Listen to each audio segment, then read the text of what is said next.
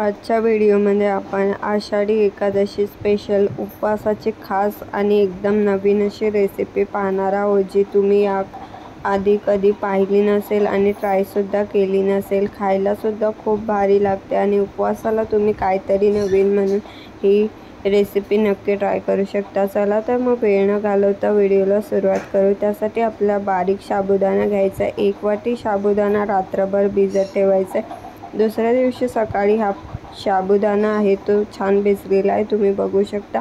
आता यामध्ये आपण काही इन्ग्रेडियंट्स घालणार आहोत। तुम्ही ही रेसिपी एकदा नक्की ट्राय करून बघा, तुम्हाला सुद्धा ही रेसिपी खूप आवडेल। त्यानंतर आता या भिजलेल्या साबुदाण्यामध्ये आपण मिल्क पावडर घालणार आहोत। तर 2 चमचे मिल्क पावडर आपण यामध्ये घातलेली आहे। मिल्क पावडरमुळे टेस्ट आहे ती खूप भारी लागते, तुम्ही स्किपसुद्धा करू शकता। तर इथे आपण 2 चमचे मिल्क पावडर घातलेली आहे आणि त्याचबरोबर आपल्याला यामध्ये साखर घालायची आहे। तर तुम्ही नॉर्मल साखरसुद्धा घालू शकता, पण आपण यामध्ये पिठी साखर घातलेली आहे। नॉर्मल साखर तुम्ही मिक्सरला बारीक करून तीसुद्धा यामध्ये घालू शकता। 1-2 चमचे आपण यामध्ये पिठी साखर घातलेली आहे। आता हे छान मिक्स करून घ्यायचे। तर हाताच्या सहाय्याने आपल्याला हे छान मिक्स करून घ्यायचं आहे। यामध्ये आपला पाण्याचा जराही वापर करायचा नाही आहे, साखरेला पाणी सुटेल आणि हे छान असं मिक्स होईल। पाण्याची गरजसुद्धा आपल्याला इथे पडली नाही, इथे तुम्ही बघू शकता। आता आपल्याला याचे बॉल्स बनवून घ्यायचे। त्यासाठी आपण सेम आकाराचे यावे यासाठी आपण एक मेजरिंग स्पून घेतलेला आहे। त्या स्पूनमध्ये आपण थोडंसं भरलेलं आहे आणि आता हातावरती ठेवून आपल्याला अशा पद्धतीने त्याचे गोळे बनवून घ्यायचे। तर तुम्ही बघू शकता, चमचा आपण घेतल्यामुळे सर्व गोळे आहे ते एक समान बनतील। आता तशाच पद्धतीने आपण सर्व गोळे बनवून घेऊया। आता इथे आपण अमूलचं फुल फॅट क्रीम घेतलेलं आहे।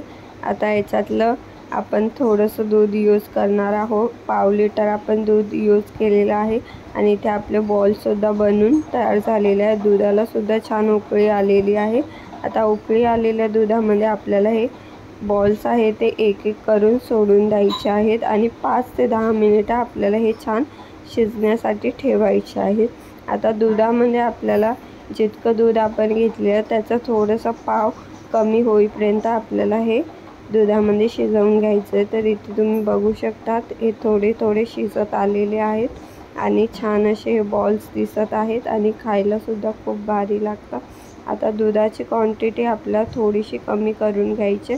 अजून 2-3 मिनिटे आपण हे छान शिजवून घेणार आहोत। तर इथे तुम्ही बघू शकता, दूध आहे ते अर्ध झालेलं आहे। आता आपण गॅस बंद करून घेणार आहोत। यामध्ये आणखीन वेगळं जर तुम्हाला टाकायचं असेल तर तुम्ही यामध्ये टूटी फ्रुटीज टाकू शकता। छान इथे कलरच्यासुद्धा तुम्ही यामध्ये टूटी फ्रुटीज टाकू शकता आणि ड्रायफ्रूट्स टाकून आपल्याला छान मिक्स करून घ्यायचे आहेत। आता हे आपण सर्विंग बाउलमध्ये काढून घेऊया। तर छोट्याशा डिशमध्ये आता आपण हे काढून घेऊ। छान अशी ही रेसिपी आपली तयार झालेली आहे। इथे आपण ड्रायफ्रूटसुद्धा कट करून घेतलेले आहे। आता हे आपण वाटेमध्ये काढून घेतलेले आहे, तुम्ही बघू शकता। बघूनच तोंडाला पाणी सुटलेलं आहे। आता यावरती आपण ड्रायफ्रूट्स टाकून सर्व करून घेऊया।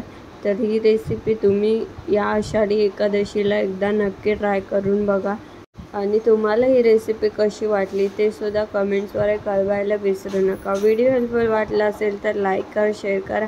चॅनलला अजूनही सबस्क्राईब केलं नसेल तर लगेच सबस्क्राईब करून घ्या। आता आपण भेटूया पुढच्या व्हिडिओमध्ये नवीन रेसिपीसह। तोवर व्हिडिओ पूर्ण बघितल्याबद्दल धन्यवाद।